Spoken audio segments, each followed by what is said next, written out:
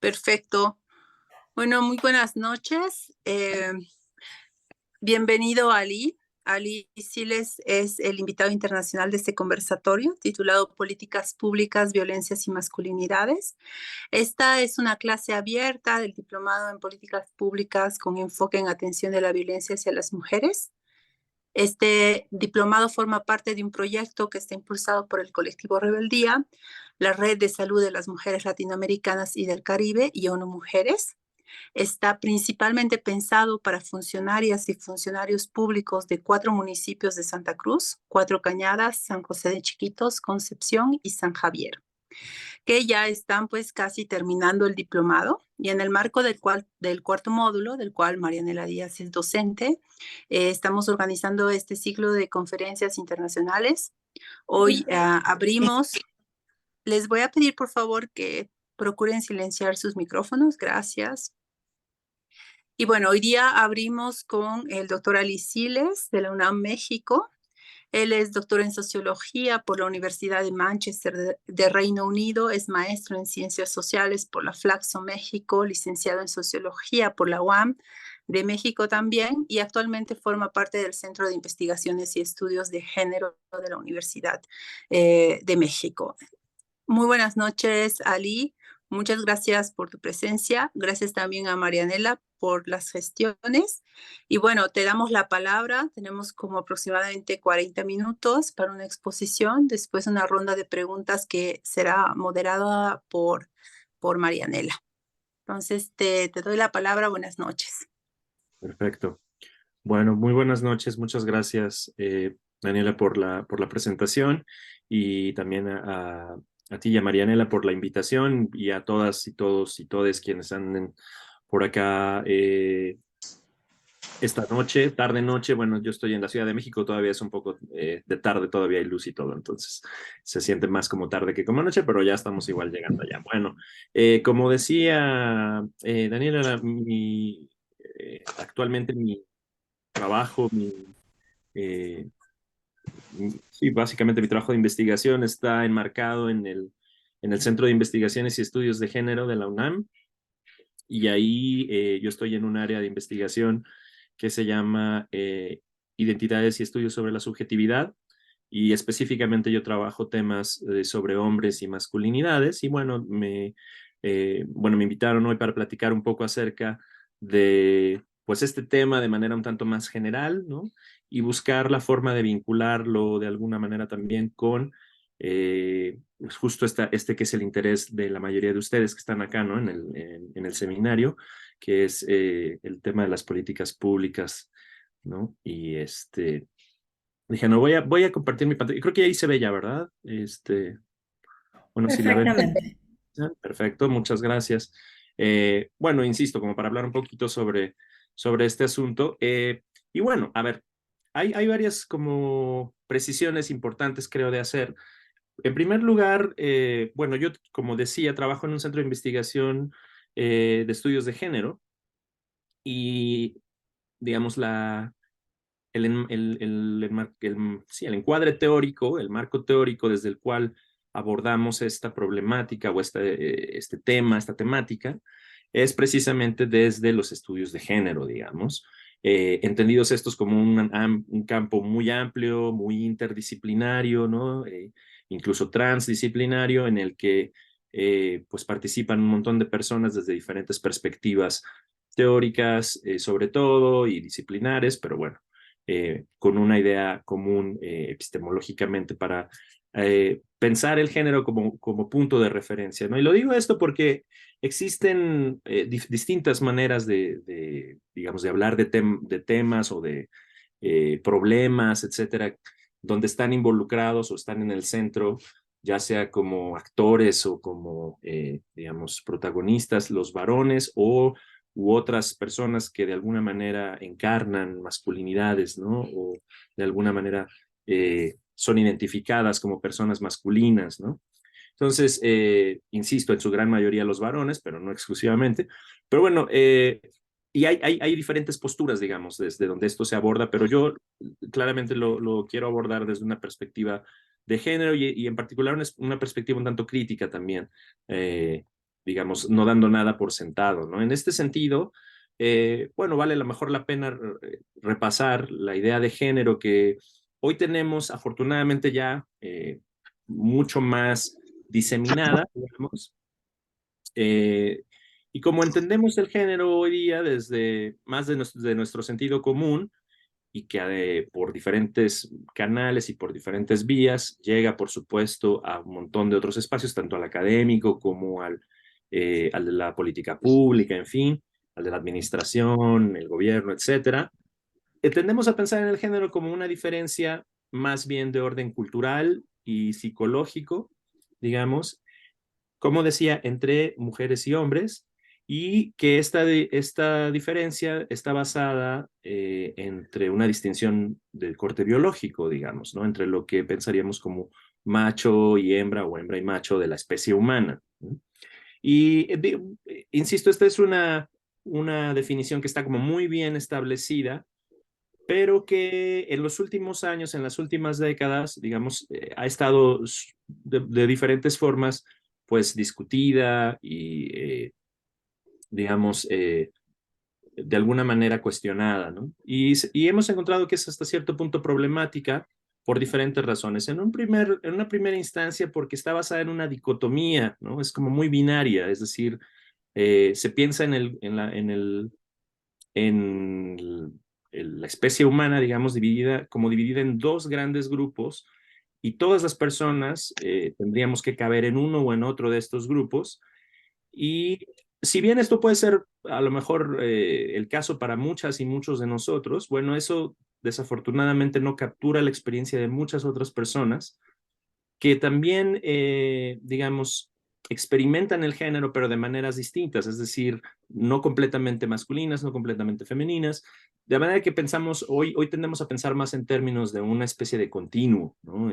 Donde encontraríamos estos dos extremos, lo masculino y lo femenino, y entre esos extremos de alguna manera gravitamos, ¿no? Y ahora vamos a hablar un poco más acerca de cómo o a través de qué medios es que hacemos eso, pero digamos, entonces un poco, precisamente uno de los problemas es como de pensarlo de manera dicotómica y estamos buscando como pensarlo de manera un poco más, eh, insisto, como más continua.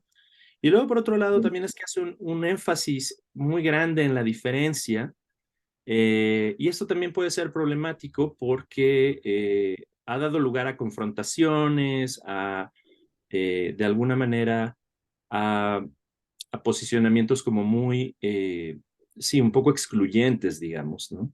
Y ya también platicaremos un poco acerca de las problemáticas que eso tiene, digamos, pensando más que quizá, más que enfocarnos en las diferencias, podríamos buscar la opción de pensar más en las áreas comunes, que de hecho son mucho mayores entre las personas con independencia de su género. Que las diferencias que el género nos impone, digamos, ¿no? Pero ciertamente, digamos, y en esa diferencia están muchos de los problemas de desigualdad y opresión que encontramos, ¿no? Entonces, si seguimos como de alguna manera pensando en esa diferencia como nuestro foco, eso nos hace difícil un poco como la superación de estos otros aspectos más problemáticos, digamos, de lo que entendemos como género, ¿no? Que es una especie de sistema, ¿no? Ahora, desde las ciencias sociales, eh, hemos, insisto, como buscado problematizar o complejizar más bien esta definición que nos dice nuestro sentido común, y lo pensamos más enfocándonos en las relaciones que existen entre personas. Si queremos pensarlo entre personas masculinas o femeninas o más hacia uno u otro lado de los extremos de este continuo del que yo hablaba, y más específicamente, más que en las relaciones, nos queremos enfocar en esos patrones relacionales, ¿no? Más que en relaciones aisladas o individuales, digamos, o individualizadas, buscamos poner el énfasis en esos patrones y cómo esos patrones se repiten, se producen y se reproducen en diferentes momentos, en diferentes espacios, etcétera. que esto es lo que en ciencias sociales entendemos, digamos, como estructuras sociales, ¿no? Una serie de relaciones que se mantienen, ¿no? A lo largo del tiempo, digamos, perduran y se reproducen, como decía. Y en ese sentido, el género es una especie de estructura así pensada, digamos, porque lo que hace es justo ponernos en relación a las personas de acuerdo con esta idea de si somos más o menos o estamos más o menos en alguno de estos extremos del continuo de género, eh, y con base en eso se establecen relaciones, se entablan relaciones, ¿no? Y las relaciones específicamente, pues como decía, usan un poco como referencia lo que diferencia esta estructura social, digamos, de otras estructuras sociales, como pudiera ser la clase social, por ejemplo, ¿no? Donde lo que determina nuestro espacio, nuestro lugar en esa estructura y las relaciones en las que vamos a participar es nuestra relación con el capital, etcétera, ¿no? Los medios de producción, en fin. Por otro lado, no sé, por ejemplo, si pensamos en términos de etnia o de raza, ahí también nuestra pertenencia a cierto grupo y quizá algunas características fisiológicas, fisonómicas, van a determinar estas relaciones y el papel que jugamos en ellas. Bueno, en términos de género, esta estructura nos ordenará en términos de lo que percibimos como las capacidades reproductivas de los cuerpos, ¿no? Y esta estructura, digamos, ha venido a formar parte de la organización social y colectiva, pues de alguna manera ir incorporando estas capacidades reproductivas a los procesos sociales o a los arreglos sociales, ¿no? De manera que hoy tenemos una serie de acuerdos, una serie de relaciones, insisto, de arreglos relacionales de género, que no necesariamente expresan esa diferencia biológica de la que hablábamos, sino que más bien son maneras en las que abordamos los cuerpos y gestionamos estos procesos reproductivos y al final digamos, nos colocan, como decía hace un momento, en posiciones específicas y sobre todo nos otorgan una serie de responsabilidades y una serie de potencialidades también en nuestra interacción con otras personas, ¿no? Básicamente el género, en ese caso, diríamos, además de ser una cuestión que efectivamente tiene que ver con nuestra identidad y con quiénes somos y cómo nos entendemos en este mundo y cómo nos relacionamos con él, o de ser una cuestión sobre, digamos, una especie, como, insisto, como de característica entre varias otras que con las que nosotros pudiéramos identificarnos, tiene que ver con quién hace qué cosas, digamos, con base en esa definición de género, ¿no? Entonces, es una estructura de relaciones centradas en los cuerpos y sus capacidades reproductivas, como dije, ya sean estas reales o solamente percibidas, ¿no? Y el conjunto de prácticas que incorporan estas distinciones reproductivas entre cuerpos a los procesos sociales, ¿no? Así pensamos de manera más compleja el género, ¿no? Ahora, ¿por qué tiene que ver esto con la masculinidad? Bueno, ya lo veremos un poco más adelante cuando, como decía, cuando nos demos cuenta que esto tiene que ver mucho con nuestra identidad, con los roles que se nos asignan para jugar en la sociedad, con el tema de la sexualidad también, ¿no? Y cómo la vivimos y la ejercemos. Por supuesto, también con el tema del poder, de quién toma las decisiones y quién controla qué ámbitos de la vida colectiva, etcétera, ¿no? Entonces, se trata de todo esto a la vez, ¿no? Cuando hablamos de género, estamos hablando de todas estas cosas, no nada más de si nos entendemos como personas masculinas, femeninas u otra cosa, como, insisto, cómo nos relacionamos en términos de deseo, en términos de qué nos toca hacer a cada una, a cada uno, a cada une, cómo podemos, digamos, decidir sobre nosotros o nosotras o sobre otras personas, en fin, ¿no? Todas estas cosas van a estar pasando ahí con relación a en qué lugar ocupamos en términos de, insisto, de esta idea de masculinidad y feminidad o de género al final de cuentas. Entonces, bueno, hablando entonces ya más específicamente sobre masculinidad, si pudiéramos de alguna manera definirla, nos daríamos cuenta entonces que no es una cualidad esencial, ¿no? Con la que nosotros nazcamos, por ejemplo, sino que cuando nacemos y se nos asigna, ¿no? Se nos entiende como personas masculinas, ¿no? Se nos otorga un lugar en esas relaciones, como varones generalmente, ¿no? Como decía, no necesariamente todas las personas a lo largo de nuestra vida asumimos esa posición, pero la mayoría sí lo hacemos. Y la masculinidad será en una primera instancia eso, digamos, ese lugar en estas relaciones, en este conjunto de relaciones de género que vamos a ocupar.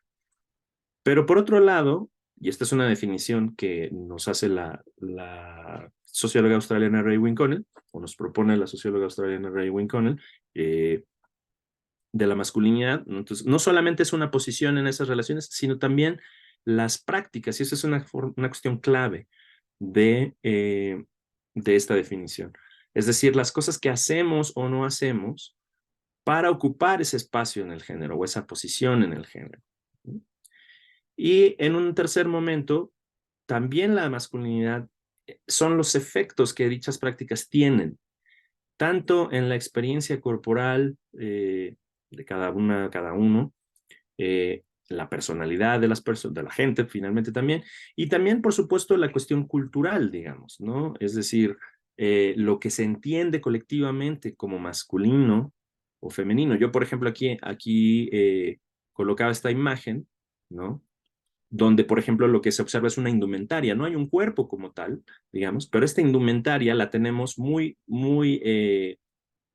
digamos, introyectada o incorporada como una indumentaria masculina. Es decir, una vez más, en términos de prácticas, es una cosa que los varones o las personas masculinas harían, digamos, ¿no? Utilizar este tipo de indumentaria.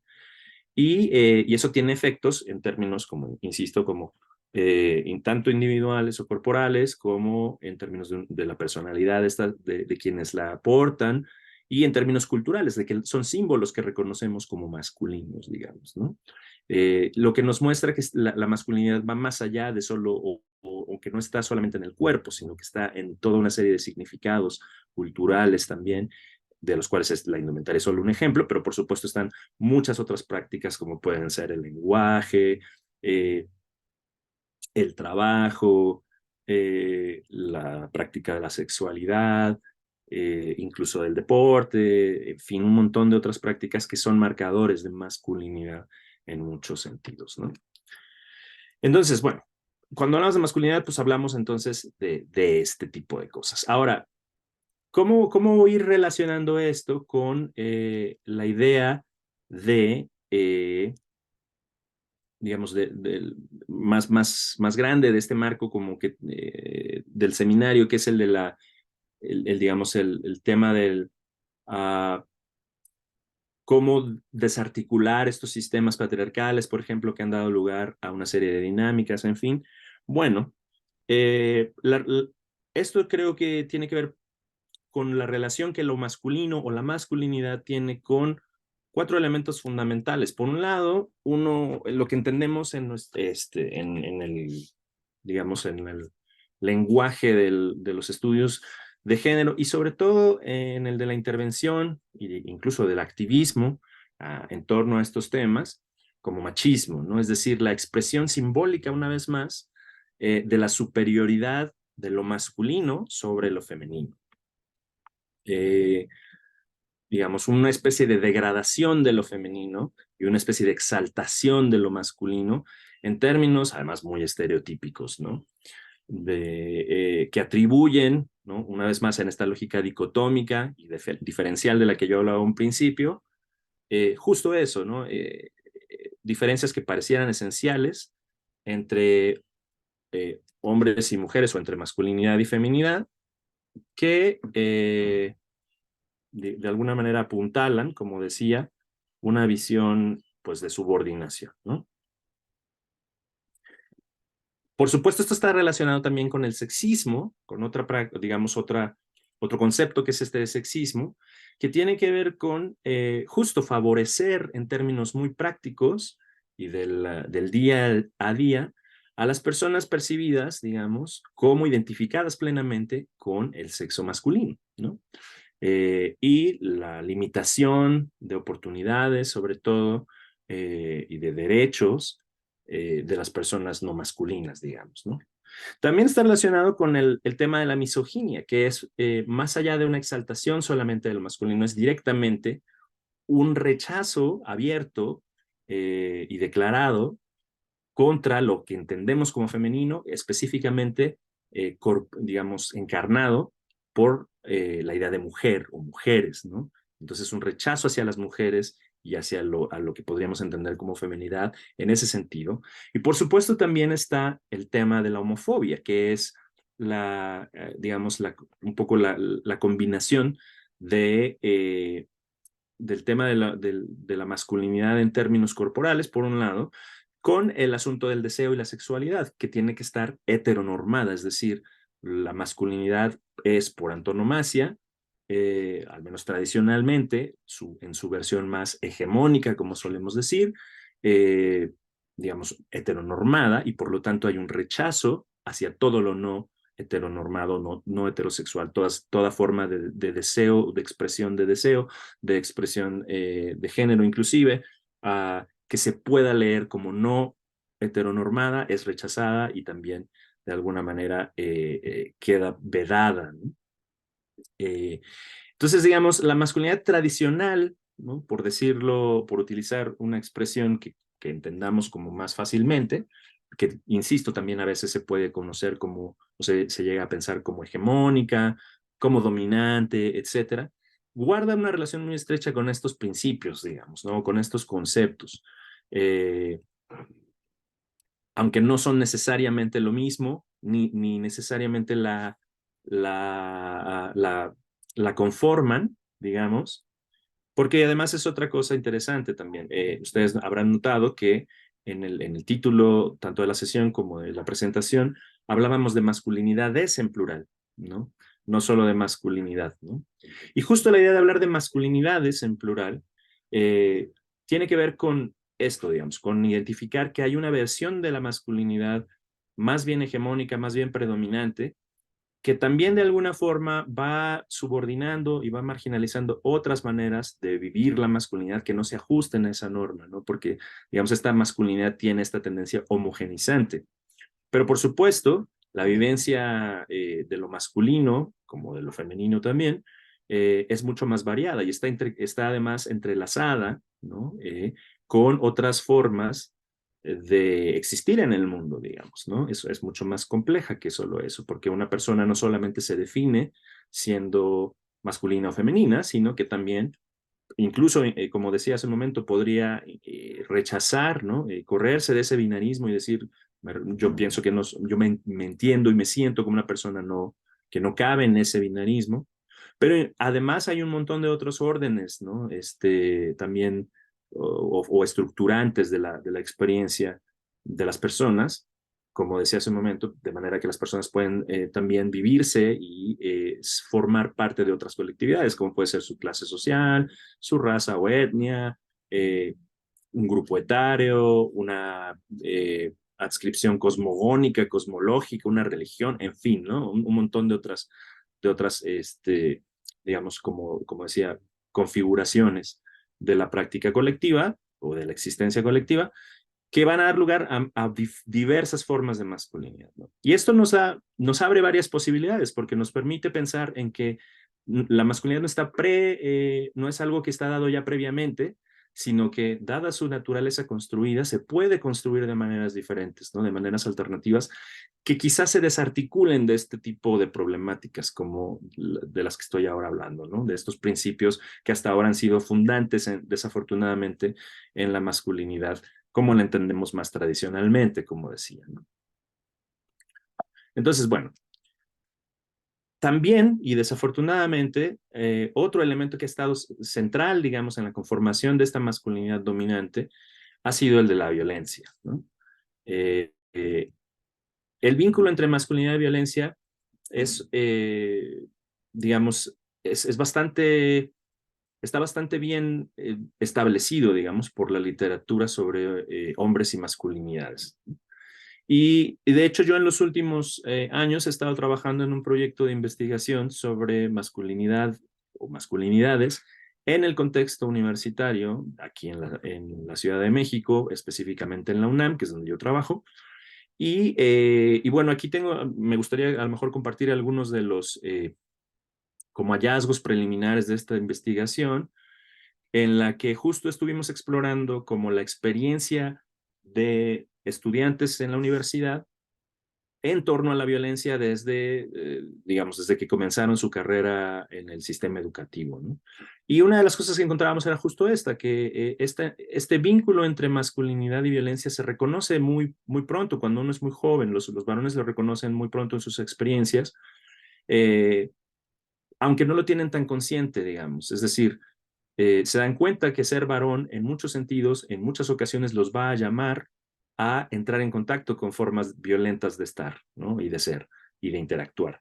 A veces siendo ellos quienes accionan esas violencias, a veces incluso siendo quienes reciben esas violencias o probablemente tal vez solamente presenciando el ejercicio de esas violencias, pero desde su lugar como varones, digamos, se reconoce una especie de naturalización de esa violencia, digamos, que se entiende como algo esperable, este, primero que nada como un medio efectivo para establecerse como un actor masculino válido, digamos, ¿no? En una serie de dinámicas, ¿no? Por ejemplo, eh, muchos de los estudiantes hablan de una lógica en la cual cuando uno es un varón joven, niño, se piensa en una especie de jerarquización ya de la experiencia, incluso como niño, como varón joven, de quién es capaz de, digamos, ejercer esa violencia o esas formas violentas de interacción, quién es capaz de resistirlas o quién es capaz de tolerarlas o quién es capaz de enfrentarlas, ¿no? Y eso de alguna manera ya va armando una especie de jerarquía. Entonces, los que se dejan, digamos, como lo dicen los participantes, ¿no? Y quienes no se dejan, quienes de alguna manera sí inspiran respeto y reconocimiento y quienes no, ¿no? Y hay toda una especie, insisto, como de jerarquización en este sentido. Y como decía, aunque nadie declara, digamos, que le guste particularmente la violencia, y se entiende generalmente como un fenómeno, pues, indeseable, ¿no? Que uno preferiría no tener que enfrentar, también en muchos sentidos se piensa como irrenunciable, porque, y esto se mide o se observa mucho más bien en expresiones del tipo, bueno, pero es un poco así son las cosas, esto, tú sabes, como cuando yo he tenido la oportunidad de entrevistar estudiantes, muchos de ellos me dicen, pues tú sabes cómo es cuando eres joven, es como común que entre los jóvenes, entre los adolescentes hay este tipo de interacciones y tal, pero también es algo transitorio, digamos, se va pasando. Mientras uno va creciendo, como que esas formas se van atemperando de alguna forma. Y efectivamente, eso más o menos pasa.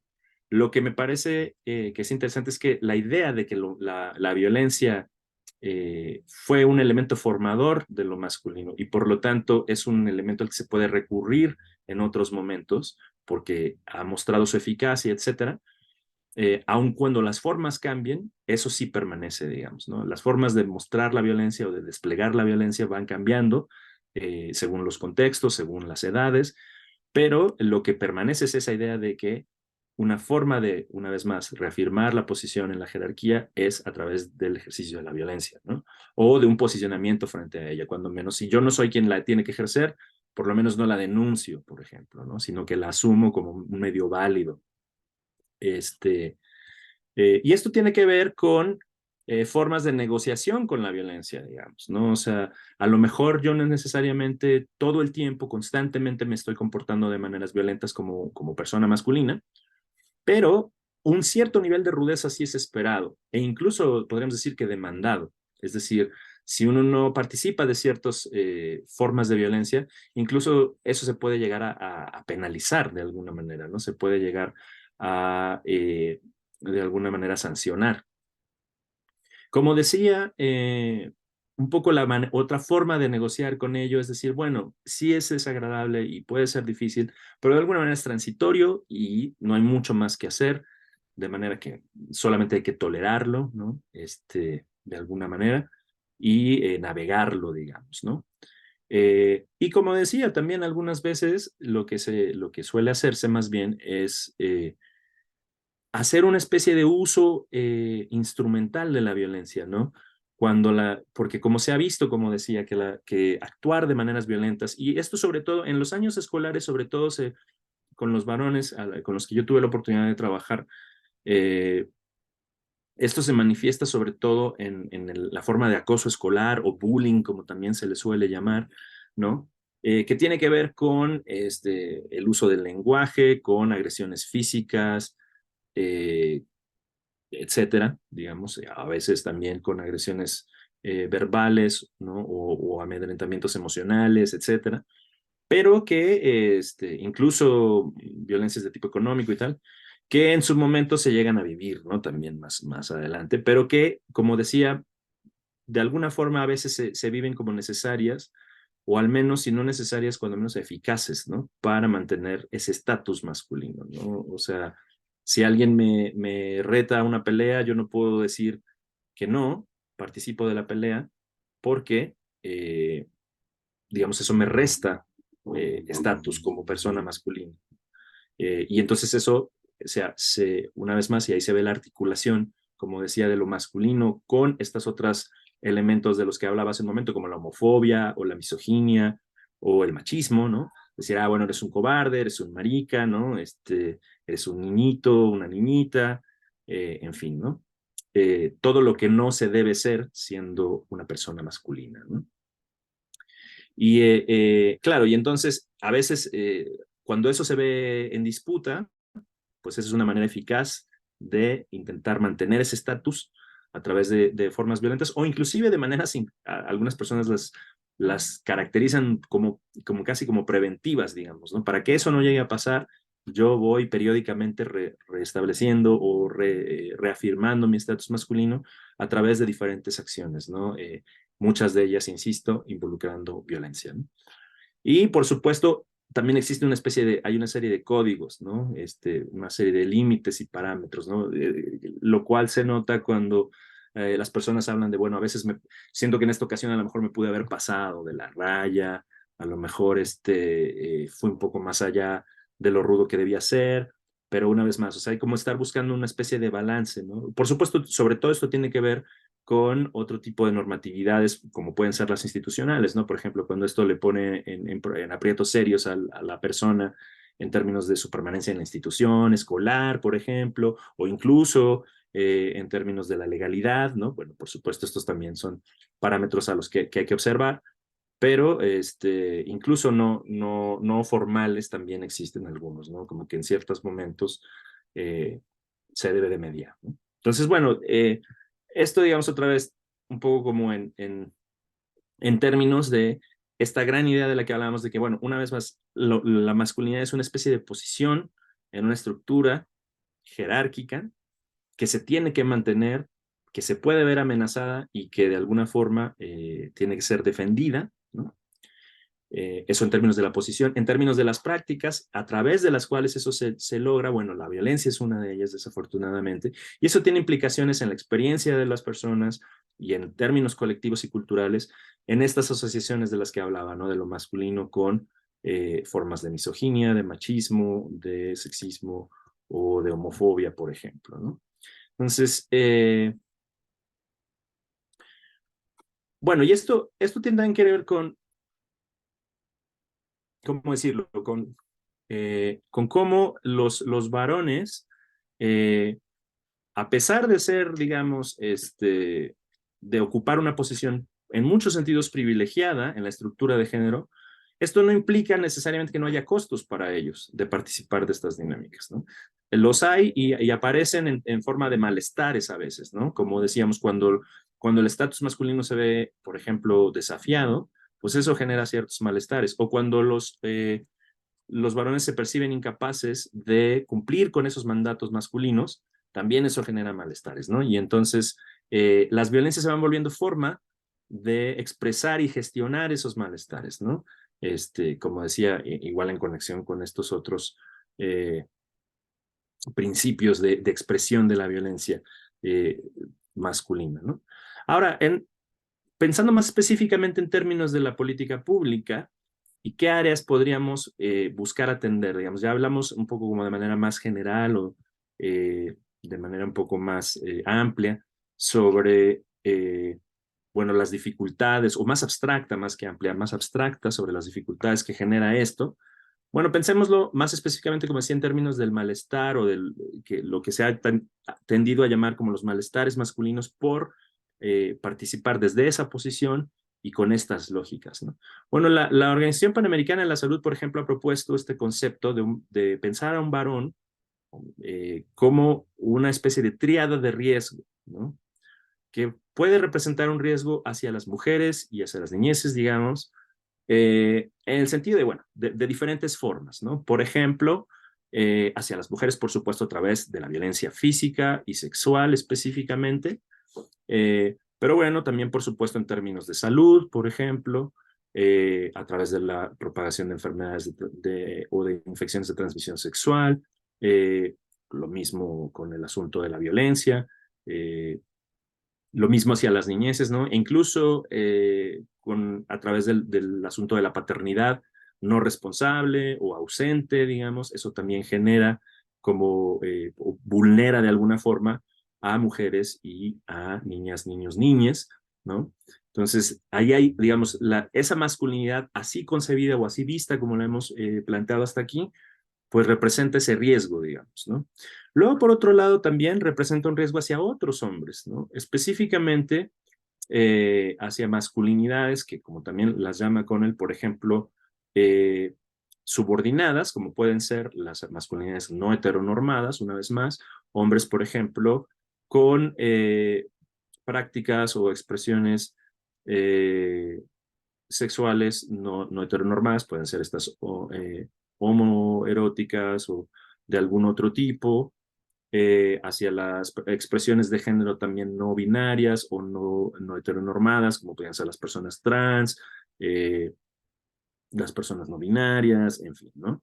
De la misma manera, a través de procesos de violencia, ¿no? En estas mismas lógicas jerarquizantes, subordinantes, a veces directamente agresivas, ¿no? Ah, por supuesto, también en términos de incluso varones no heterosexuales también, en términos del cuidado, de la integridad y de la salud, también las cifras, por ejemplo, de transmisión de infecciones de transmisión sexual entre varones son bastante altas, ¿no? En fin, ¿no? O sea, una especie de lógica de falta del cuidado hacia otras personas en general. Por supuesto, también la participación, como decía, en riñas, en peleas, en conductas de riesgo, como pueden ser no sé, manejar vehículos, automotores o maquinaria, habiendo consumido sustancias enervantes, el propio consumo de sustancias, ¿no? Una vez más, la participación en riñas y conflictos eh, muchas veces con armas, la participación en actividades delincuenciales, etcétera, etcétera. También muchas de ellas realizadas por medios violentos. Esto también genera una violencia importante hacia otros hombres, ¿no? O sea, ya sabemos, por ejemplo, que las cifras de agresiones físicas y sexuales contra mujeres son muy elevadas, desafortunadamente, en la región. Bueno, la región latinoamericana es la región per cápita con un índice de feminicidios más alta del planeta.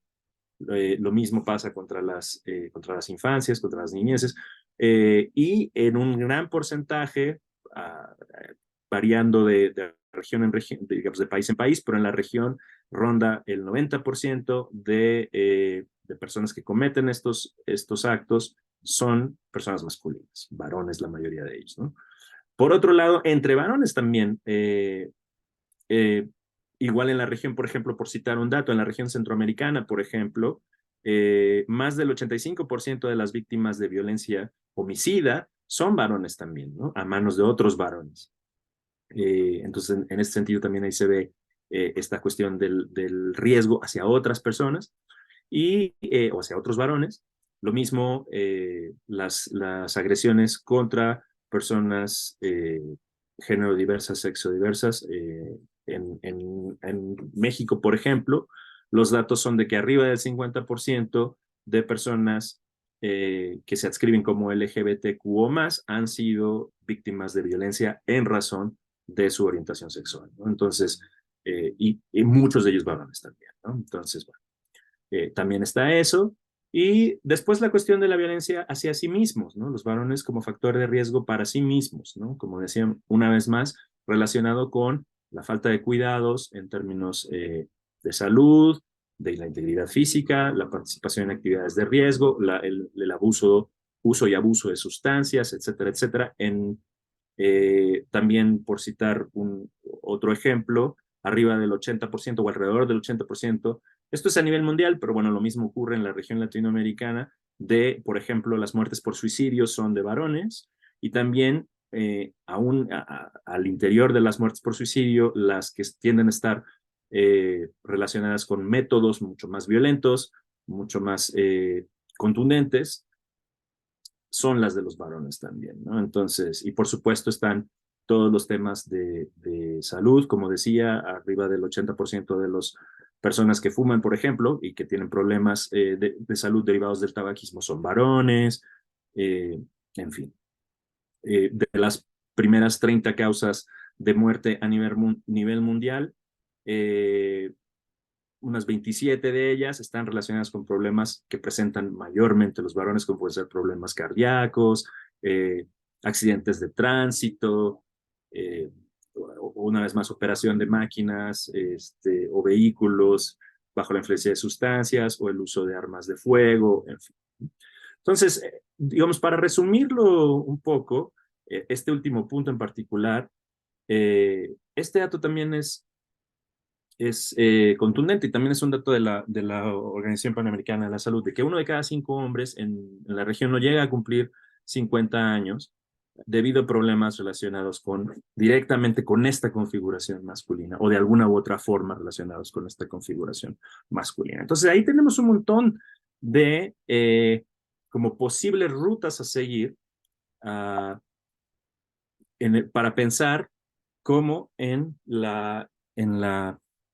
como decía, en cómo las políticas pudieran estar atendiendo algunos de estos temas, ¿no? Y de otros malestares masculinos también que están generados en su gran mayoría por lo que llamé hace un momento mandatos de género muy rígidos todavía, ¿no? Como pueden ser la no vulnerabilidad física y emocional. Es decir, un hombre debe ser o debe entenderse como en muchos sentidos no vulnerable.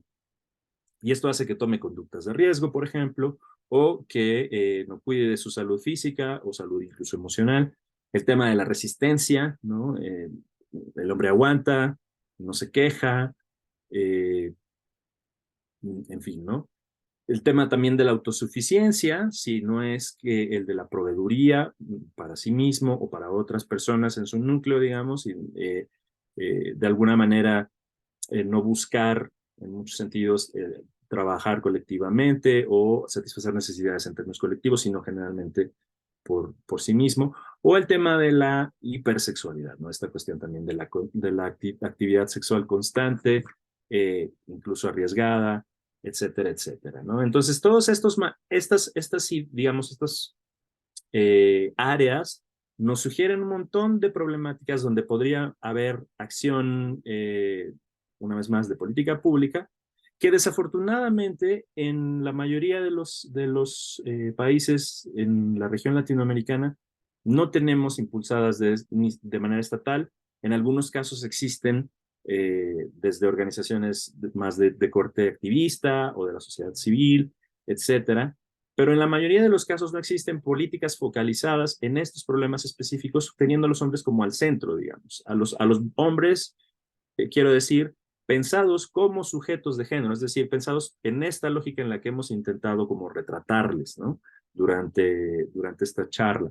O sea, pensados como producto de este sistema de estructuras, de este sistema de relaciones que genera, como decía, diversos mandatos, este, diversas expectativas, diversas prácticas muy específicas, ¿no?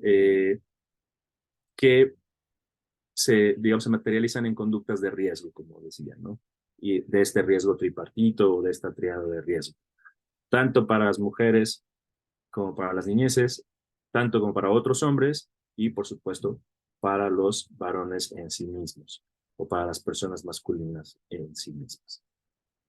Bueno, yo creo que yo podría parar por aquí para no seguir usando del uso de la voz, y a lo mejor lo que podríamos ahora hacer es escuchar si hay por ahí inquietudes, dudas, comentarios, y tal vez ir haciendo un poco de diálogo en este sentido. Entonces voy a dejar de... Claro que sí. Bueno, muchas gracias al doctor Aliciles de la UNAM. Nos ha dado varias líneas para establecer un diálogo, ¿no? Yo me quedo de inicio, intervendré igual después, pero me quedo con esta lógica de masculinidades en plural, pensando también los peligros y los castigos sociales con las masculinidades que me gusta llamar disidentes, ¿no? Que se salen de la norma y la pedagogía social de la violencia, pero lo retomaré luego. Quiero justamente dar pie a las participantes, a quienes nos acompañan, para que podamos realizar preguntas al doctor Aliciles. No sé quiénes quieren comenzar, pueden levantar la mano, yo les doy la palabra. ¿Alguien en sala quiere plantear alguna pregunta? Muy buenas noches, Lisa. Buenas noches, Caterine, Lisa. buenas noches. Adelante, por Sí, favor. más que todo el tema de los malestares masculinos, con el tema de los mandatos, ¿no? Hay una parte que dice la no vulnerabilidad física y emocional. ¿Cómo tratarla? Porque justamente la mayoría de nosotros estamos en las vías públicas.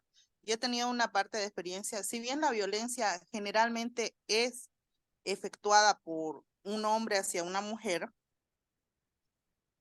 cómo tratar la vulnerabilidad de ellos, inclusive en la parte de dice hacia mismo, porque hay muchas personas, muchos hombres conocidos que han sufrido violencia, inclusive igual en el trabajo han sufrido inclusive bullying por en el trabajo y han tenido problemas y no han podido legalmente, quizás es mal visto inclusive por algunas personas por el tema del machismo o la parte que ellos tienen que comportarse de una manera. ¿Cómo afrontarlo, ese tema? Gracias. Okay. ¿Cómo afrontar? No sé si será buena idea que tomemos varias intervenciones o vamos una por Sí. una, como ustedes me digan. Tomemos 3 y hagamos un grupo de 3 y planteamos las respuestas. ¿Alguien más quiere hacer alguna pregunta en sala? Rocío, adelante, por favor. Buenas noches. Primeramente agradecer a Ali, realmente ver la perspectiva de un varón, desde el sentimiento de él y el estudio que ha realizado es muy valeroso, muy provechoso para nosotros. En el mismo entendido de la compañera, cuando se habla de datos estadísticos, de los efectos que llegan a tener los varones en estos factores de riesgo, digamos, ¿no? Así.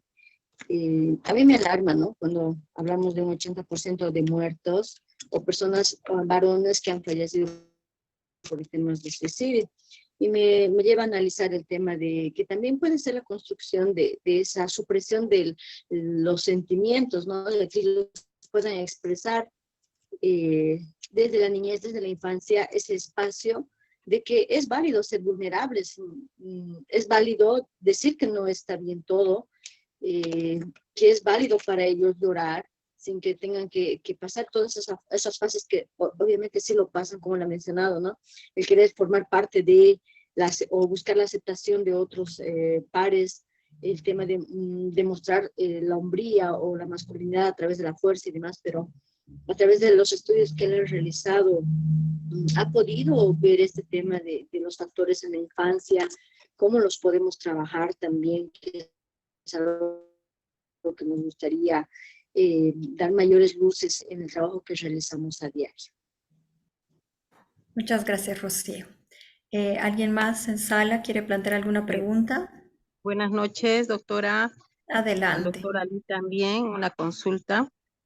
En el área pedagógico, doctor Ali, ¿cómo usted lo ve? ¿Cómo nos puede guiar, plantear el tema de la homofobia? ¿Ya? Porque sí es verdad, tienen hoy en día los jóvenes, niños, diferentes orientaciones sexuales, ¿ya? Entonces, en la adolescencia es un temita delicado, y también en la niñez, ¿no cree usted? En ámbito educativo son crueles los niños. Al referirse que al niño, digamos, no, profe, él es mariquita, o sin él, o él va a ir con las mujeres, así, en tono de chiste y burla. Pasan a la adolescencia, entonces es un temita muy delicado que por más que les educamos, conversamos, socializamos este tema, siempre tratamos de dar una parcialidad, ¿no? La educación para todos por igual, pero póngase el caso ya estando ¿no? en una presencia que no esté el maestro o maestra, ya sale ahí, ¿no? Sale el machismo de algunos estudiantes, eso por cultura de casa. Pero, ¿qué guías, qué lineamientos usted nos puede recomendar para ese trabajo ya en el ámbito educativo, doctor? Esa es mi consulta. Vale, listo. Bien, muchas gracias. Demos la respuesta a las 3 intervenciones y hacemos una segunda ronda. Adelante. Muchas gracias por sus intervenciones y por las preguntas. Sí, a ver, sobre el asunto de la vulnerabilidad, o más bien el mandato de no vulnerabilidad, ¿no? Que, digamos, esa es una manera como de reducirlo o de alguna manera más bien de sintetizarlo, o varios de estos temas, ¿no? Como lo que decíamos, un poco la idea de como varón, uno tiene que resistir un montón como de dificultades y un poco como cómo atender eso, ¿no? Ese es todo un tema porque efectivamente, y lo decía también la compañera que hablaba en segundo término, Rocío, me parece, es algo que comienza, como decía yo, desde la infancia, o sea, desde muy pequeños vamos registrando o sea, este mandato existe desde muy joven, ¿no? Platicando o trabajando con grupos de varones, con grupos focalizados de varones, y al preguntar, por ejemplo, cuáles son como las ideas con las que se nos socializa sobre ser varón, ¿no? Cómo debe ser uno siendo varón en los diferentes momentos de la vida, desde que se es muy pequeño y hasta el final, algunos que se sostienen son justo estos, ¿no? Esta idea de los hombres aguantan, ¿no? Aguantan diferentes cosas, ¿no? Diferentes dificultades, como decía, y no se quejan, por un lado.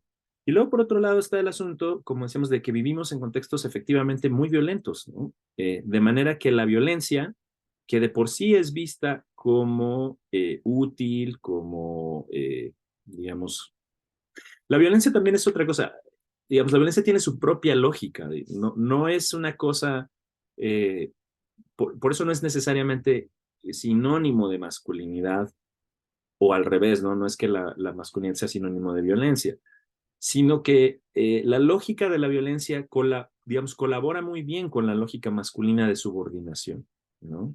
Entonces, si bien no es la única manera, sí es muy útil en ese sentido y por lo tanto es particularmente problemático cuando lo vemos hoy en nuestros contextos, ¿no? Contextos incrementalmente violentos, digamos.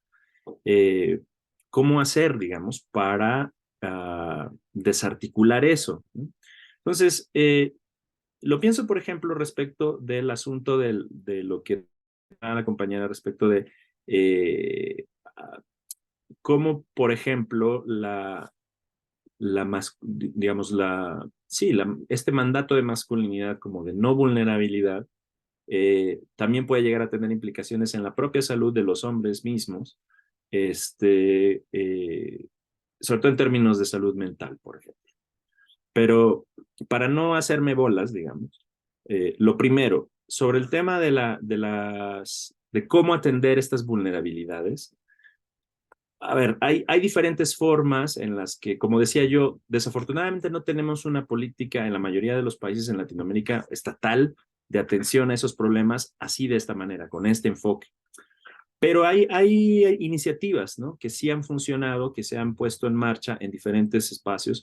Pienso concretamente, por ejemplo, hay una iniciativa en Costa Rica, hay otra iniciativa en Ecuador, y en diferentes espacios, aquí mismo en la Universidad Nacional estamos empezando con una iniciativa de encontrar espacios para dialogar entre varones, digamos, donde podamos ir poco a poco abriendo el espacio para abrir de estas cosas, ¿no? Para hablar de estas cosas y para de alguna manera hacerlas visibles, porque ese es como un primer paso, ¿no? Porque todos las experimentamos, pero no las visibilizamos, ¿no? O sea, más bien, como justo como el mandato es no te quejes, no te muestres vulnerable, pues la mayoría, aunque experimenta estas vulneraciones, no las expone, ¿no? O sea, hay que crear como espacios como de seguridad para los varones, donde, como decía también alguien por ahí, y me parece que Marianela también lo señalaba, digamos, el coste por no ser un hombre masculino hegemónico, digamos, se ve al menos reducido, si no es que desaparezca por completo, ¿no? Y que esa vigilancia se transforme más bien en escucha, ¿no? En escucha activa y en escucha empática, ¿no? Porque esto es algo que yo he visto ocurrir en grupos de varones, digamos, cuando uno escucha la experiencia de otros varones y la encuentra similar, ¿no? Y se ve reflejado en ella, es más fácil generar una dinámica de empatía, ¿no? Y que permita esa reflexión de, bueno, a lo mejor vale la pena irlo pensando de otra forma, ¿no? E ir intentando organizarlo de otra forma, como decía también la compañera. En términos como de no vulnerabilidad, más bien de vulnerabilidad, pensar, bueno, el ser vulnerable no me hace, o mostrarme vulnerable frente a ciertos contextos o tal, no me hace una persona menos valiosa, no necesariamente me hace una persona extraña o atípica, al contrario, ¿no? Y eso también puede a lo mejor tener ciertos impactos respecto de lo otro que se señalaba, que era el tema de la salud mental, una vez más, ¿no? Porque por supuesto, la salud mental es mucho más compleja que solo eso, ¿no?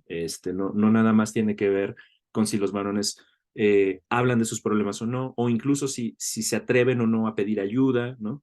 Sino que hay toda una serie de condicionantes, ¿no? Uno de los, por ejemplo, de las cosas que se ha observado en varones que mueren por suicidio, muchas veces tiene que ver con la incapacidad de cumplir con el mandato de proveeduría, por ejemplo, ¿no? Cuando se ven agobiados por deudas, por compromisos financieros, económicos y tal, eso puede ser muy comúnmente un detonante, ¿no? Pero por supuesto están otras diferentes, digamos, es un problema mucho más complejo que solo eso. Pero entonces, digamos, podría ser por ese lado, ¿no? Por un lado, como encontrar espacios donde los varones puedan hablar de otros temas o de estos temas de los que no están de alguna forma, ¿cómo se dice? Acostumbrados a hablar, ¿no? Y eso pasa por diferentes, o sea, obviamente pasa por tener un espacio así, pero también pasa por ir generando un cambio cultural, que afortunadamente creo que está pasando con las generaciones más jóvenes. O sea, hoy las generaciones más jóvenes reconocen mucho más esta posibilidad como legítima, ¿no? De hablar sobre ciertas temáticas, de relacionarse en otros sentidos y tal. Entonces creo que vamos en una buena dirección.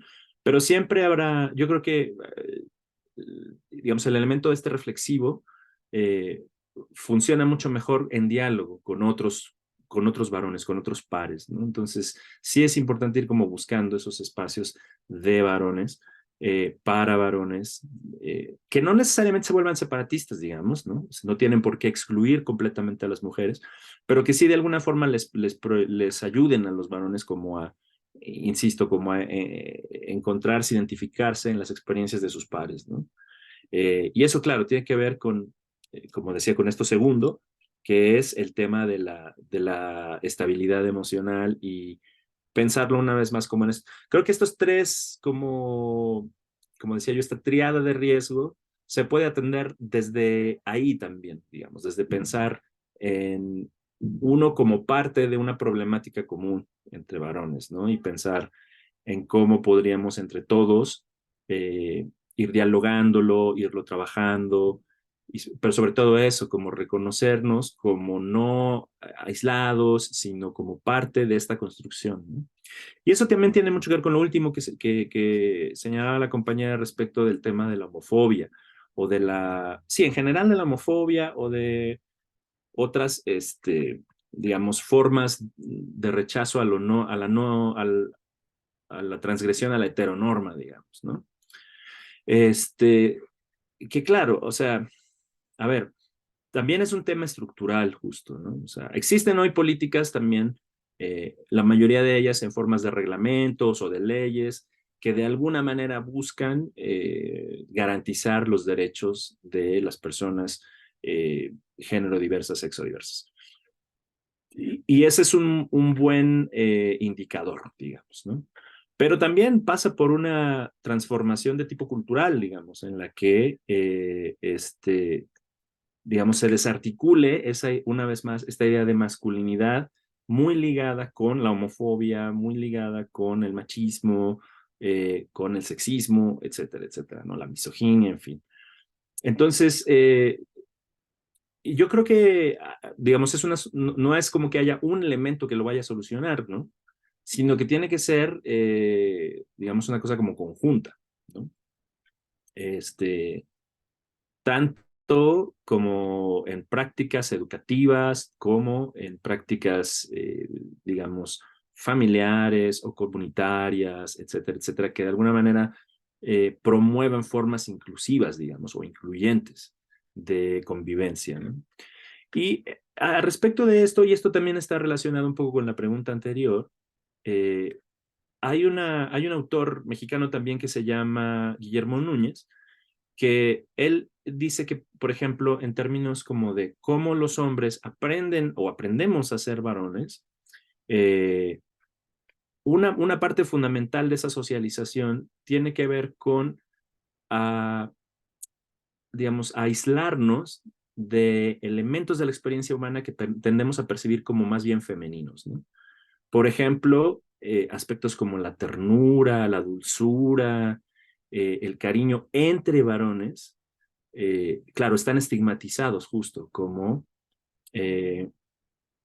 no heteronormados, digamos, y por lo tanto como feminizantes. Entonces hay que buscar, creo, maneras justo de mostrar a los varones desde pequeños que tienen derecho de alguna forma también a la ternura, a la dulzura, al contacto incluso físico con otros varones, ¿no? Desafortunadamente, bueno, vamos contra un aparato, como decía también la compañera cultural, como pues muy fuerte, digamos, ¿no? Que por años y años ha reclamado y, digamos, reproducido estas ideas, ¿no?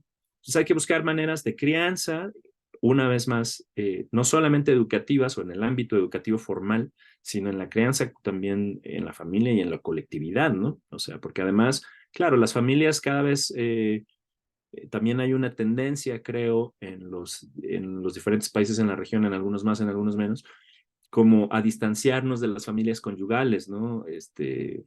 Tradicionales, por decirles de alguna forma también, conformadas por un padre, una madre y una descendencia. Y cada vez hay hogares más diversos, ¿no? O sea, con un solo padre, una sola madre, con dos padres, con dos madres, en fin, ¿no? Entonces, claro, también eso es parte como de esta experiencia, como de pensar la experiencia humana, una vez más allá del binarismo masculino-femenino, más bien pensarla como humana, digamos, ¿no? Y que la experiencia humana tiene facetas que no tendrían por qué estar necesariamente asociadas con lo masculino o con lo femenino, como puede ser, una vez más, la vulnerabilidad, pero sobre todo también las positivas, ¿no? Como decía, el cuidado, el cariño, la ternura, etcétera, etcétera.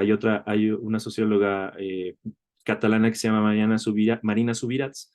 Ella habla, por ejemplo, de eso, de recuperar la ternura en la crianza, ¿no? Y en la educación, en lugar de educar a los niños disciplinándoles, enseñándoles a ser compasivos, por ejemplo, también a las niñas, por supuesto, pero a los niños más en particular, ¿no? Mostrando que la compasión y el apoyo, por ejemplo, la solidaridad, son valores igualmente importantes al de la resistencia, por ejemplo, ¿no? O incluso tal vez más, porque obtienen más, reportan más beneficios a largo plazo, ¿no? Entonces creo que por ahí también viene la cosa, como de incorporar este tipo de valores que de alguna forma primero sacarlos de ese binarismo y hacerlos un poco más verticales, perdón, más horizontales, ¿no? O más transversales más bien a la experiencia humana. Excelente, muchas gracias, Ali. Vamos a dar pie a la segunda ronda de preguntas. Daniela, adelante, por favor. Gracias. En realidad voy a transmitir una pregunta que nos han hecho en el Facebook. Es de Oscar Santiago López, que pregunta cómo encontrar el equilibrio entre este cambio consciente del ser hombre frente a un mundo que se niega a cambiar y tiende a querer someterte más si lo haces. Ahora le voy a dar la palabra a Wilfredo, que estaba levantando la mano. ¿Está Wilfredo? Bien, buenas Adelante. noches. Mi pregunta va, en el caso de mi país, en Bolivia, el gobierno o la administración es rudimentaria, es rústica, ¿ya? Y aquí en Bolivia, no voy a hablar de todos los varones, pero en el caso de los varones, digamos, que tienen familia, que tienen pareja, que adoptan su responsabilidad y la cumplen, ¿ya? A veces para conseguir algo se tiene que ejercer de una u otra forma, a veces un poco de violencia, ¿ya? Y por otro lado, se tiene que el varón que comportar en una condición de ser el comodín, el que recibe los golpes en distintos aspectos de forma interna o de forma externa, ya sea por ajenos o propios de la familia o por la misma pareja. ¿Y eso por qué? Porque obviamente nos han educado de esa forma, que si un varón no se para firme, sin necesidad de ejercer violencia sobre su pareja, no, me estoy refiriendo en el sentido de que a veces tiene que ser fuerte, y es lo que ahorita se está tocando y se está indicando de que eso no es precisamente así, ya. Pero ahora, ese perfil que indica de varón, el que se quiere sustituir por el otro, al que se lo considera de alguna forma se lo relaciona al machismo o a la violencia, ¿cómo podemos plantearle, digamos, una forma de ser a este varón, ya al actual, con el perfil que nos plantea, y si ese varón podría resistir esas adversidades que hasta el presente ha venido resistiendo en una idiosincrasia como la que tiene Bolivia, ¿ya? Les pongo un ejemplo. Se acaban los alimentos y resulta que tienes que ir a hacer cola porque solamente el Estado te puede dar alimentos. Y tiene que romper fila y ejercer violencia con tal de conseguirle 1 litro de leche o 1 kilo de pan o arroz para darle de comer a sus hijos.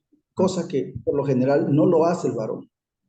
O en otro caso, ¿qué tal, digamos, agreden a tu hija?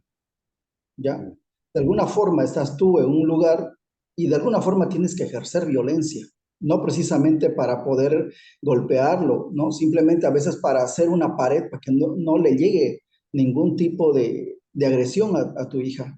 O lo mismo sobre tu pareja. O pongámonos en otro caso, a veces, digamos, la pareja está en condiciones sentimentales no aceptables, pero se tiene que estrellar totalmente contra el varón. Pero si el varón le devuelve o de alguna forma se comporta débil, ese varón no lo vuelve más a ver a su pareja, porque dice es un tal, un cual. Porque del primero que se recibe, digamos, a veces los varones, la violencia es de las mujeres, de su pareja, no lo recibe más de otra persona. De los otros que vienen a agredir al varón ya son secundarios, ¿ya? Entonces, ese varón que se plantea con ese perfil, ¿podría resistir el que ahora resiste? Ya. Perfecto. Gracias. ¿Alguien más? Yo quiero sumar un apunte, esto de la presencia de la pedagogía de cierta masculinidad, pero también de la ausencia, ¿no? Es decir, cómo la ausencia de la pedagogía social vinculada a la ternura, el afecto, a la vulnerabilidad y a la creatividad en varios campos de capacidades, inclusive, ¿no? El arte, la música, el cuidado, ¿no? Conlleva esto que tú llamaste en la triada de riesgo, pensar, por ejemplo, las paternidades ausentes como factor de riesgo en el sentido de no tener cobertura suficiente en términos financieros para sostener la vida, ¿no? En el sentido de la ausencia de un referente masculino que puede reproducirse generacionalmente, ¿no? Si el caso es un niño que tiene una ausencia paterna. Entonces, ver cómo el Estado refuerza esta ausencia. O sea, la madre que abandona al hijo tiene una culpa triple, ¿no? Y la paternidad ausente tiene un silencio social y estatal, ¿no? Entonces, ver cómo estas omisiones también tienen ecos estructurales, ¿no? Un Estado que no habla de paternidad, pero habla mucho de maternidad, ¿no? Y ese exceso de visibilización de maternidad conlleva sacrificio y culpa, ¿no? E invisibiliza responsabilidad y ausencia de afecto. Un poco líneas gruesas y ver qué piensas al respecto. ¿Alguien más? Daniela. Gracias. Sí, justo en esa misma línea quería apuntar algo que tiene que ver con que ahorita, por ejemplo, estamos pensando en esas políticas públicas ausentes, de acuerdo a esta triada que nos expone Ali, pero también creo que tenemos que pensar en cuáles son esas políticas públicas que actualmente están reforzando ciertos estereotipos de la masculinidad hegemónica. No se me ocurre, por ejemplo, que en Bolivia aún tenemos el servicio militar obligatorio como un tránsito hacia una masculinidad adulta, madura, y que de hecho mucha gente en general, o sea, es una instancia muy legitimada socialmente, porque consideran que sus hijos tienen que atravesar por ese proceso para ser disciplinados, para convertirse en adultos, bueno, sin hablar de todas las otras implicaciones que tienen, por ejemplo, para las comunidades indígenas, que ahí se complejiza todavía más en el caso de la masculinidad. Entonces, creo que también tenemos que pensar en entonces cuáles son esas políticas públicas que también están reforzando ese estereotipo. Y en este caso en particular, precisamente porque ustedes vienen de municipios de Santa Cruz, creo que hay un asunto muy importante que es con, ahorita rápidamente, es una ley que se pretende, una ley municipal que se pretende aprobar de protección a la vida y la familia, en el que se están reforzando esos estereotipos del hombre proveedor, por ejemplo, ¿no? Y que de hecho se va a convertir en un crimen cualquier espacio de socialización que se considere o se interprete como que se está atentando contra ese modelo de masculinidad y contra el modelo de familia tradicional. Entonces son cosas que actualmente nos tienen que preocupar. Sí, sin duda. Claro, y creo, de hecho, bueno, todo obviamente está relacionado, pero creo que tanto la primera pregunta como la intervención de Wilfredo se articulan muy bien, justo como en esta idea, lo que está en el fondo es esta idea de cómo conciliar, vamos a decirlo así, una propuesta de masculinidad alternativa, llamémosle de alguna forma, por falta de una mejor palabra diría eso, una forma o varias formas de masculinidad alternativas al modelo hegemónico, por un lado, con justo la cuestión más, digamos, estructural, ¿no? Como lo decía la primera persona que decía, como el mundo que se resiste al cambio, ¿no? Y claro, lo que señalaba, por ejemplo, Wilfredo, respecto de cómo hay expectativas que a veces parece que llaman o de alguna manera refuerzan justo, son como mandatos que se refuerzan entre sí, digamos, porque, por ejemplo, está uno de los mandatos, digamos, tradicionales también de la masculinidad, justo es el de ser protector, lo decía muy bien Wilfredo, ¿no? Digamos, de proteger, claro, de actuar primero como una especie todavía de pater familias, ¿no? De padre de familia que cuida que es responsable por como una colectividad y, digamos, obviamente además de ejercer la autoridad sobre ella, etcétera, también tiene que cuidar de ella de alguna forma, ¿no? Protegerla. Y eso a veces puede llegar a implicar, lo decía Wilfredo, un poco como a lo mejor ejercer un cierto tipo de violencia. Yo no estaría, digamos, lo pensaría un poco mejor respecto de hasta qué punto va ese ejercicio violento, digamos, ¿no? O sea, porque, digamos, si se trata más bien, por ejemplo, de una defensa, en algún sentido, no sé si eso necesariamente es en sí mismo violento, ¿no? Porque digamos, la violencia justo se está ejerciendo en muchos lados, en muchas direcciones y viene de muchas fuentes, ¿no? Entonces, cuando uno reacciona frente a eso para protegerse, no necesariamente lo hace de formas violentas, ¿no? O sea, está justo haciendo eso, como protegerse, más que necesariamente atacar, ¿no? O violentar. Entonces, primero habría como que ir distinguiendo esto, ¿no? O sea, como por ejemplo lo que él decía, así como si en un espacio convulso a lo mejor, ¿no? Hay que buscar garantizar la integridad de las personas que están ahí. Pero es interesante eso, cómo pensar, cómo culturalmente tenemos el mandato de que sean los varones que protejan a los otros cuerpos, ¿no? Los cuerpos masculinos que protejan a otros cuerpos. sobre todo a cuerpos femeninos, ¿no? O feminizados. O todavía, por ejemplo, en contextos de emergencia se habla de niños y mujeres primero, ¿no? Se suele decir eso también.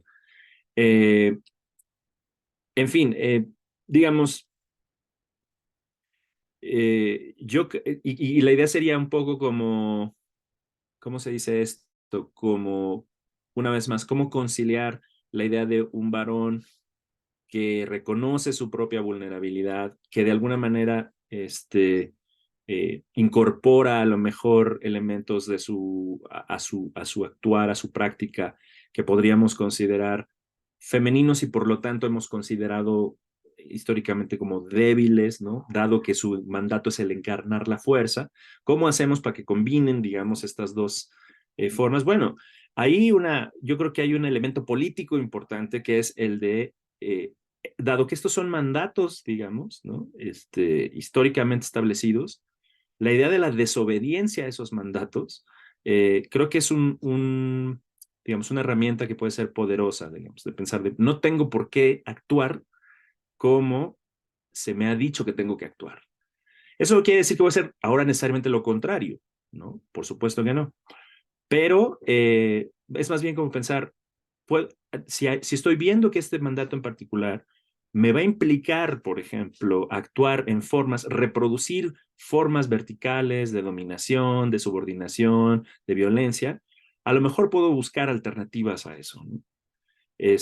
No, por supuesto, por eso me voy a exponer, ¿no? Ahora a una vulnerabilidad total, por supuesto, ¿no? O sea, pero digamos esto, por ejemplo, a lo mejor el mandato de protección, ¿no? De ser el protector de la familia y tal, a lo mejor le podemos dar un giro, pensarlo más en términos de cuidado, ¿no? O sea, y el cuidado va por muchas partes, o sea, no nada más es cuidado físico, incluso frente a una amenaza, ¿no? Física, sino el cuidado emocional. Si yo me cuido, a lo mejor puedo cuidar mejor a otras personas, ¿no? Puedo cuidar mejor de otras o atender mejor otras necesidades.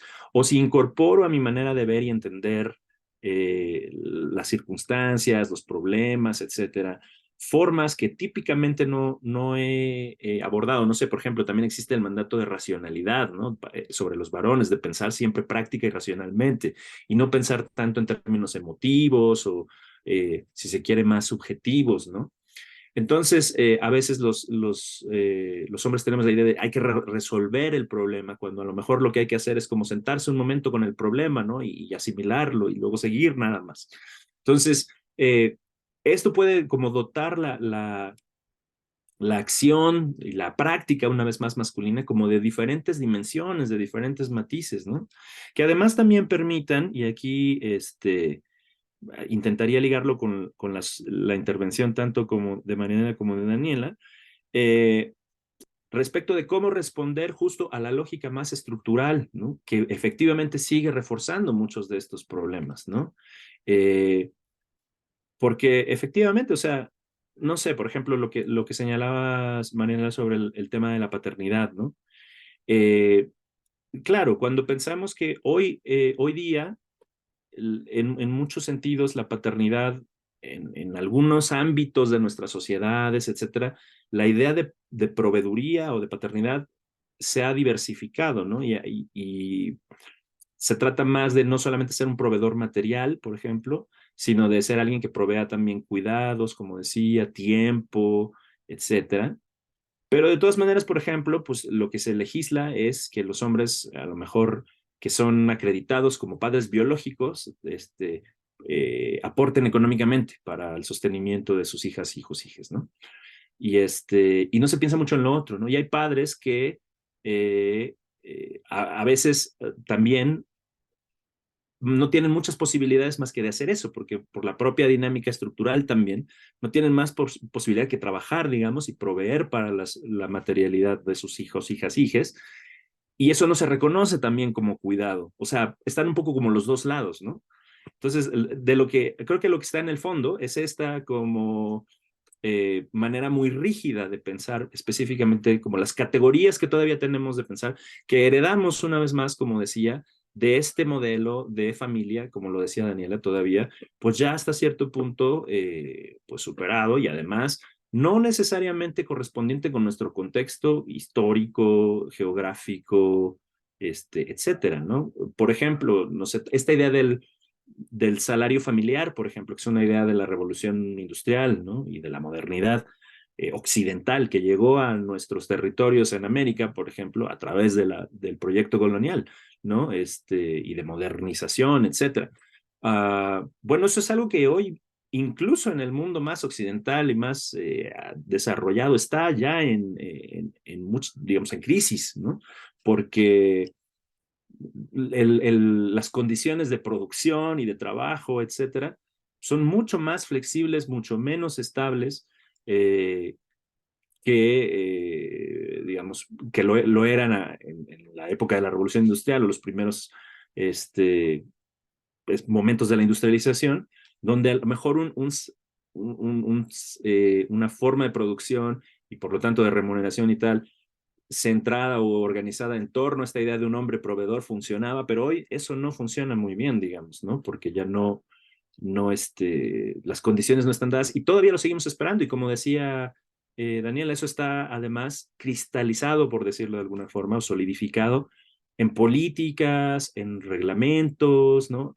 No sé, por ejemplo, sé que el caso de Bolivia, por ejemplo, es uno de los que no tiene por legislación una licencia de paternidad, ¿no? Y en otros países en la región, los días que se otorgan de licencia de paternidad son muy poquitos, ¿no? O sea, 2 días, 5 días, ¿no? Por ejemplo, eso, ¿no? O sea, que desde joven se sigue mandando, perdón, desde muy temprano en la vida de la nueva persona, un bebé, una niña, un niño, el mensaje está en que el padre no es el responsable principal, digamos. En todo caso, su responsabilidad sigue siendo la de trabajar para proveer, ¿no? Entonces, la discusión está un poco entre eso, como cómo hacemos para a lo mejor integrar más a los padres que así lo deseen, porque además hay muchos que sí lo desean así, a la crianza y el cuidado y de sus hijas, hijos, hijes, por un lado, o también como de alguna forma, al mismo tiempo, cómo vamos también revalorizando, como digo. Esta es una idea que tiene una autora también mexicana que se llama Alejandra Salguero, sobre cómo las prácticas de proveeduría en casos específicos, sí podrían constituir prácticas de cuidado, ¿no? Eso me parece una idea como interesante, como para irle dando, como eso, otra vez, ¿no? Es decir, lo ideal sería que mañana que nos levantáramos, en la mañana ya no tuviéramos estas estructuras, ¿no? Que siguen reproduciendo estas formas jerárquicas, tradicionales, patriarcales, ¿no? De organización social y colectiva. Pero, bueno, desafortunadamente no va a pasar así de un día para otro. Entonces, en lo que vamos avanzando hacia allá, ¿cómo también vamos encontrando como formas de dialogar con eso, ¿no? Para como un poco lo decía también Daniela, como para ir interrogando nuestras realidades e ir planteándonos realidades nuevas. No es que tengamos ya las respuestas y aquí están, ahora nada más implementémoslas, sino tenemos que irlas generando, ¿no? En el diálogo, creo yo. Muchas gracias, Ali. Procedemos con la última pregunta por el tiempo. Andrea, por favor, adelante. Muy buenas noches, gracias por la oportunidad de opinar, que sea la última, ¿no? Mire, para tomar de ejemplo las palabras que se ha dicho en toda la noche, efectivamente yo trabajo en el Servicio Legal Integral y en los documentos de asistencia familiar se nota, ¿no? Que las cláusulas que ya están ahí para poder modificar, se le da la responsabilidad a la madre de la guarda y el cuidado de protección y educación que deben tener los niños. Y la responsabilidad que le da el Estado es al padre de pasar la asistencia familiar.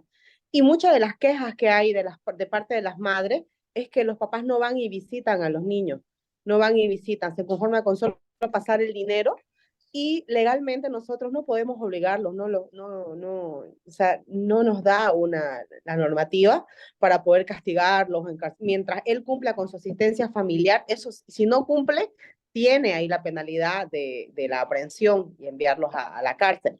Pero el tema de las visitas, la ausencia, ¿no? Todo lo que lleva atrás, tras de esa falta que ellos hacen de no visitar a los hijos y con solamente pasar el dinero cree que cumplen su rol. Eso como experiencia que tengo y las quejas constantes que hay en mi oficina de que los papás solo pasan asistencia familiar y no van y ven a los niños. Claro. Sí, un poco, claro, gracias por la aportación. O sea, es un poco a lo que me refería cuando decía, y más bien secundaba lo que planteaba Daniela y también de alguna forma Marianela, de cómo, digamos, en términos estructurales, todavía se refuerzan muchos de estos mandatos, ¿no? O sea, a lo mejor existe la voluntad de cambio o lo que sea, la reflexión de parte de las diferentes partes, pero al final hay que responder a una realidad objetiva que está ahí, que es esta, digamos, ¿no? De si no paso la pensión, claro, puedo incluso ser víctima o no víctima, sino sujeto de una sanción administrativa, judicial, yo qué sé, ¿no? Y bueno, entonces ya si lo hago, pues ya quedé un poco como de alguna forma bien liberado, ¿no? O el otro extremo también, el de un padre que sí quiere a lo mejor involucrarse más, pero a lo mejor las condiciones no están dadas para que eso pase, o a lo mejor la madre de la menor, el menor, decide que no quiere hacer eso porque solamente piensa que es suficiente con ese digamos, con el pago de una pensión o de una renta, digamos, no hay manutención. Entonces, una vez más, o sea, nos da como elementos para ir pensando esas realidades y pensar que son mucho más complejas que solamente decir, claro, se resuelve si los padres no desaparecen, por ejemplo, o si los padres pagan una pensión, sino que son varios los elementos ahí. Y no vamos creo yo, a avanzar mucho en mejorar esas políticas que, por supuesto, además responden a necesidades muy, muy específicas y en ese sentido me parece que se tienen que mantener. En todo caso, más bien lo que hay que hacer es irlas afinando para justo cómo registramos mejor toda esta complejidad, ¿no? De la situación exclusivamente de la paternidad, ¿no? Porque, por ejemplo, también Wilfredo hablaba del tema de la violencia en las relaciones interpersonales, ¿no? Por ejemplo, como también los hombres, por supuesto, algunos también son sujetos de violencia o de formas violentas de actuar en contra suya. Lo decía yo desde un inicio, o sea, para empezar por otros varones, pero también en sus parejas, por supuesto, porque los vínculos se pueden tornar también violentos y suelen, de hecho, tornarse violentos en muchos casos, ¿no? Es como, por ejemplo, también vamos atendiendo eso. No vamos a avanzar mucho en eso si no reconocemos, para empezar, que digamos, esas formas de interacción que ya tenemos ahí establecidas y que tenemos incluso, como digo, algunas de ellas incluso, digamos, materializadas o de alguna manera introducidas en leyes, en normas, en reglamentos, etcétera, en políticas directamente, digamos, responden a una idea que ya no refleja la complejidad de las relaciones de género, ¿no? Y no lo vamos a hacer si no empezamos a pensar, por ejemplo, como decía yo desde un principio, en que los varones también somos sujetos de género, es decir, que también estamos construidos a través del género, con estos mandatos, con estas conductas aprendidas, con estos valores, etcétera, etcétera. Entonces, si nos damos también por hecho, ¿no? Va a ser mucho más difícil atender como toda esa complejidad, creo yo. Perfecto, bueno, muchas gracias al doctor Aliciles, gracias por las preguntas, las inquietudes, los aportes desde la experiencia que son muy valiosos, ¿no? Porque hay temas, hay una necesidad de vincular justo en la política pública los análisis epistemológicos teóricos con la praxis, ¿no? Y una praxis territorializada, contextualizada socioculturalmente, ¿no? Bueno, algunas líneas gruesas que me gustaría resaltar. Primero, los estudios de género inclusive han tenido un debate interno pensando que las masculinidades deben integrarse o expulsarse, ¿no? de este campo de estudios. Ha sido un primer desafío. Y ahí es importante pensar que, como decía el doctor Ali, el tema de los hombres como sujetos de género, pero sin estandarizar o estigmatizar. Lo que se estigmatiza y se interpela es la masculinidad hegemónica, no a los hombres, ¿no? Entonces ahí hay que tener un cuidado, porque desde el sentido común todavía de manera errónea se piensa el campo de género como una guerra de sexos, ¿no? Una imposición y una forma de interpelar, a cuestionar un poder y violencia innata en los hombres, y no se trata de eso, sino que en el marco del sistema patriarcal hay una construcción de masculinidad hegemónica a las que la pedagogía social hace que se sume cierta cantidad de hombres porque están socializados, reforzados, incentivados y motivados para reproducir esta, como decía pues nuestro invitado, pero también hay masculinidades disidentes que se cruzan por diversos ejes. Uno generacional, ¿no? Como se mencionaba, hay jóvenes que van cuestionando la necesidad de afecto y la responsabilidad paterna. Se cruza también por otros aspectos que podríamos pensar que son las diversidades, ¿no? Que es habitar de otra forma los cuerpos y las expresiones de masculinidad. Otros ejes también están cruzados por los aspectos socioterritoriales, porque los castigos sociales son diferentes, aunque tienen espacios de convergencia. No podríamos estandarizar la masculinidad en sectores indígenas y urbanos, pero tampoco diferenciarlos radicalmente y asumir que todo vale, ¿no? Pero hay especificidades que hay que saber leer pensando en lo colectivo. Creo que es importante también interpelar, y ahí la disociación de sumarse a un discurso políticamente correcto cuando se hace política pública, ¿no? Progresista, pro derechos, pero no democratizar el espacio privado o íntimo de las masculinidades. ¿A qué me voy? Un tomador de decisiones que aprueba una ley favorable, digamos, a interpelar las relaciones de poder o la violencia, pero que en su hogar ejerza violencia. Entonces, a veces también estos debates han generado una disociación, ¿no? Y una conciencia social pública en la que todos somos pro derechos, pero puertas adentro hay mujeres y hombres que reproducen la pedagogía de una masculinidad violenta. Pensemos en madres que enseñan a los hijos a no cocinar porque es una tarea feminizada, o a los teatros llenos de personas que se ríen de un hombre que hace tareas asumidas tradicionalmente femeninas, ¿no? También en este sentido vamos a pensar la categoría que nos propone el doctor de patrones relacionales, ¿no? Es decir, ¿cuáles son los patrones, esto que se repite en nuestro contexto? Y en la clase yo hacía el llamado de vincular las categorías al territorio, ¿no? Es decir, no separar lo que ocurre en el territorio y las categorías como un nuevo corpus teórico, sino decir, ¿cómo operan estas categorías en mi vida cotidiana, en mi trabajo, en el municipio, en mi territorio? Porque justamente ahí podemos caer, ¿no?, en una forma de ver jerarquías que no se reproducen tal cual están en el territorio, y hacer políticas públicas de una masculinidad de manual, ¿no?, que tiene que tener un cuidado de ser contextualizada. Me llamaba poderosamente la atención en el sentido de hacer política pública este concepto que recupera el doctor de la OPS, la Organización Panamericana de la Salud, de la triada, ¿no? Y pensar, nosotros habíamos visto justamente en clase que lastimosamente el enfoque con las masculinidades es punitivo, ¿no? Se castiga el padre no proveedor o la paternidad ausente, pero no hay políticas de prevención ni hay políticas de reparación, ¿no?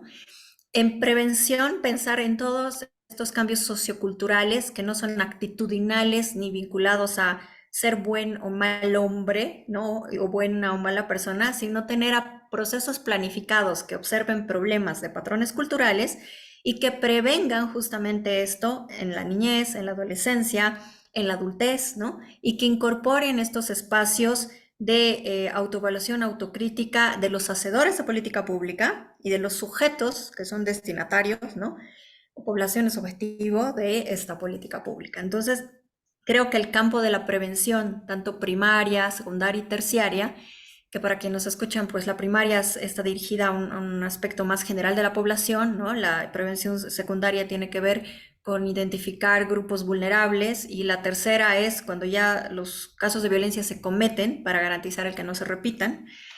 Como en México existen los espacios de rehabilitación de hombres violentos, ¿no? Pero también los cuidados o los cuánto se logra ahí, cómo se logra ahí, pero creo que el espacio de la prevención en política pública es central.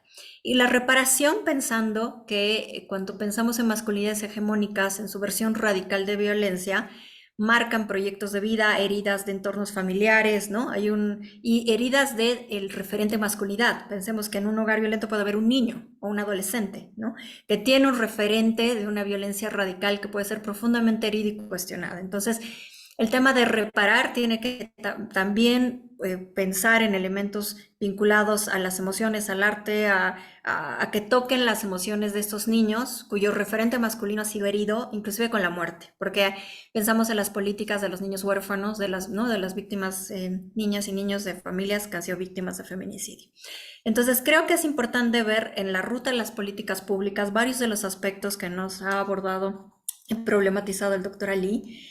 Pensando también el tema de la salud sexual y reproductiva, creo que es fundamental porque toda la ruta de autonomía de los cuerpos tiene una carga altamente feminizada en el sentido de la autonomía, decisión, prevención, responsabilidad, maternidad de las mujeres, pero se olvida la política pública en el sentido de la responsabilidad desde el autocuidado masculino. Implica la posibilidad de embarazos no deseados, de cuidar al otro en relación a las enfermedades de transmisión sexual, en el sentido de que la decisión no tiene que ver solamente con la lógica coital de la relación, sino con el ejercicio afectivo de las consecuencias que pueden ser un embarazo no deseado y el ejercicio de la paternidad, ¿no? Entonces hay una ruta de balance que la política pública tiene que observar, hablando bastante de del binomio sexualidad-paternidad que se olvida mucho en este corpus, ¿no?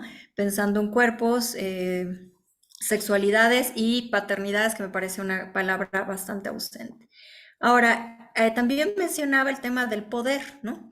Justamente en el poder hay un poder cotidiano, pero hay un poder estructural. Y yo les planteaba en aula que había un estudio interesante justamente en Flaxo, México, donde tuvimos la fortuna de conocernos, de compartir espacios de diálogo, de debate con el doctor Ali, que analizaba las mentalidades justamente de los tomadores de decisiones, ¿no? Si las estructuras de poder patriarcal permean el poder de decisión de quienes definen las políticas y las leyes, esto tiene que ver mucho como un reflejo de la sociedad en la que están insertos, ¿no?